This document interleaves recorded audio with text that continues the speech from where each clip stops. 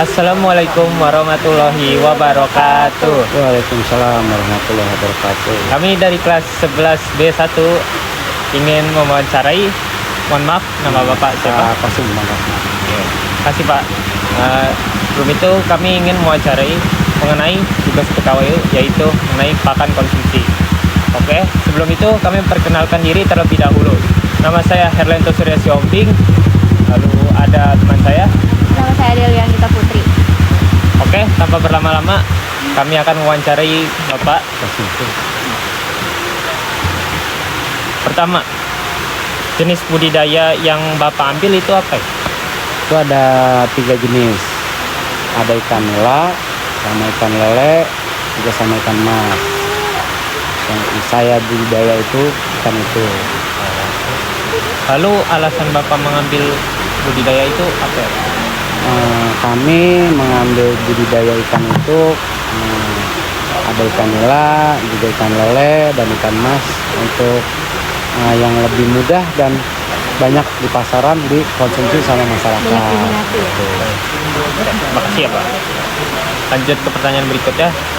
Sejak kapan Bapak memulai budidaya ini Pak? Saya budidaya ikan sudah berarti di tahun 2002. Tahun 2002 kita sudah 2001 mengawali. 2001 pergerakan mengawali, dan di tahun 2002 kita sudah bergerak di budidaya ikan. Oke, selanjutnya berapa modal awal yang dikeluarkan Pak? Awal modal itu kami menerima sifatnya bantuan ya. Kami itu menerima sifatnya bantuan program desa mengawali. Nah, dari situlah ada program desa, kami masuk dan kami ikut program desa. Di situ awal titik mengawali budidaya ikan. Oke Pak. Apa aja yang Bapak persiapkan sebelum melakukan pembudidayaan ini Pak?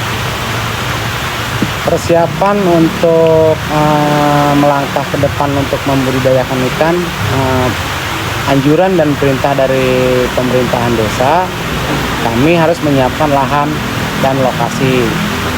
Itu yang sudah kami buat. Setelah kami sudah buat, akan melaporkan lagi dengan ke pemerintahan desa. Untuk kelanjutannya, setelah pemerintahan desa sudah kunjungan ke tempat kita, langsung beliau menyupport modal kita. Gitu. Lalu bagaimana metode membudidayakannya Pak? Kalau metode membudidayakan ikan, sebelum kami merawat dan ikan, sudah ada bintek, artinya penyuluhan dari dinas perikanan ya, ketahanan pangan. Jadi dari dinas ketahanan pangan sudah mengajak saya dengan teman-teman untuk bintek cara pembesaran ikan. Tuh. Lalu bagaimana proses budidaya mulai dari bibit hingga panen Pak? Kami menerima itu bibit. Kami menerima bibit dari pemerintah, sudah memberikan kepada kami. Dari bibit kita mencoba membesarkan ikan, budidaya ikan tahap. 1 minggu, 2 minggu ada penyurtilan bahasanya. Yang besar-besar, yang kecil. Oke Pak. Lalu apa jenis pakan yang digunakan untuk membudidayakan ikan tersebut Pak? Pakan untuk ikan ini selama dia masih bibit, kita ada campur dengan sayuran. Pokoknya bukan sisa,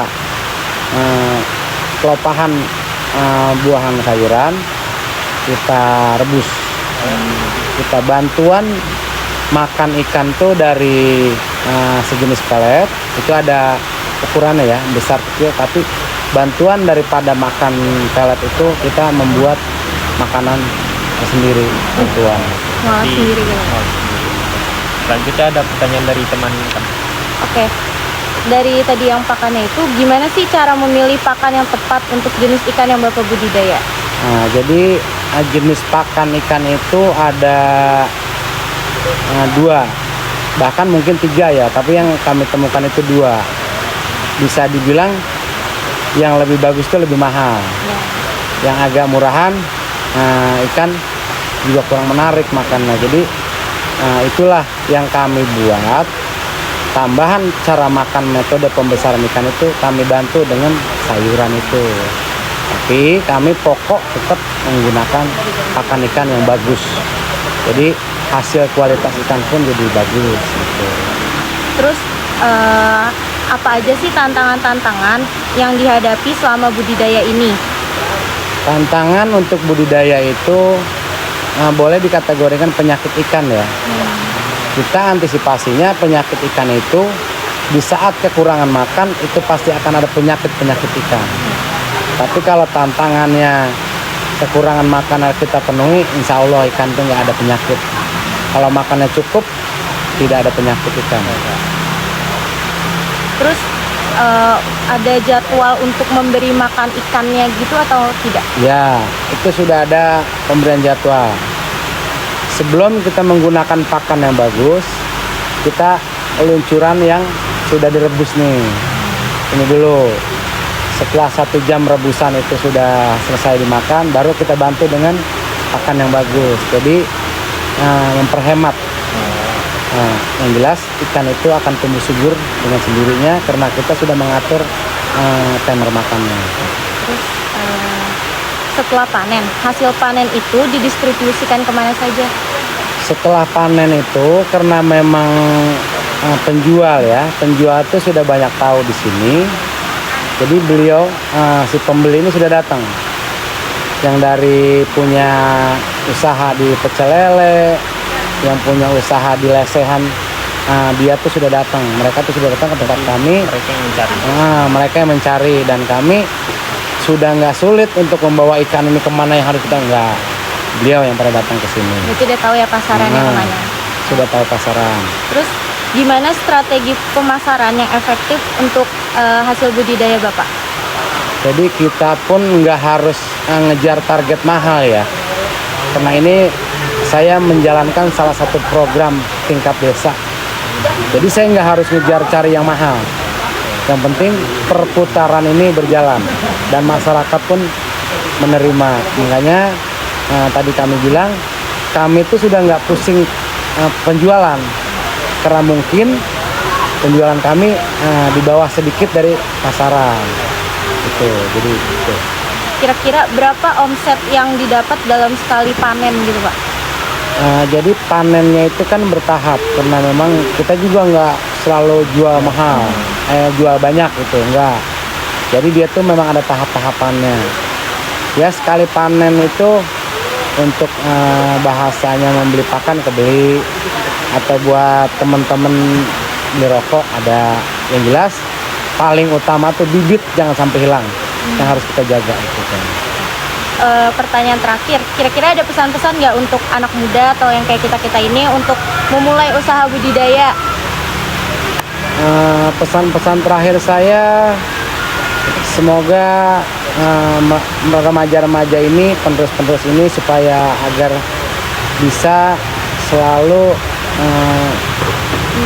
meneruskan kegiatan-kegiatan yang dahulu kala orang tua kita pernah rawat itu. Nah kita dan saya mencoba itu supaya remaja-remaja ini apalagi ini masih lebih muda dan arahnya kemari, saya sangat setuju sekali kalau memang bisa membudidayakan ikan ini dan kita pertahankan. Nah ini salah satu kebutuhan ekonomi, mohon maaf nih, tingkat rendah ini kita adanya.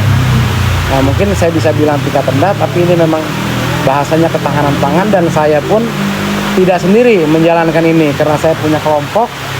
Nah di sini ada kelompok Kobong Hati dan itu yang kami buat untuk satu kelompok untuk membudidayakan ikan. Dan pesan terakhir, mudah-mudahan adik-adik ini semua dengan teman-temannya bisa melanjutkan apa yang harus dilaksanakan dan dibudidayakan. Itu aja ucapan kami. Terima kasih selaku pengelola ikan dan perawatan ikan dan membudidayakan ikan. Itu aja, terima kasih banyak. Oke, sekian dari wawancara kami. Semoga ilmu dari Bapak bermanfaat. Amin. Iya. Dan sekian dari kelompok kami. Wassalamualaikum warahmatullahi wabarakatuh. Waalaikumsalam.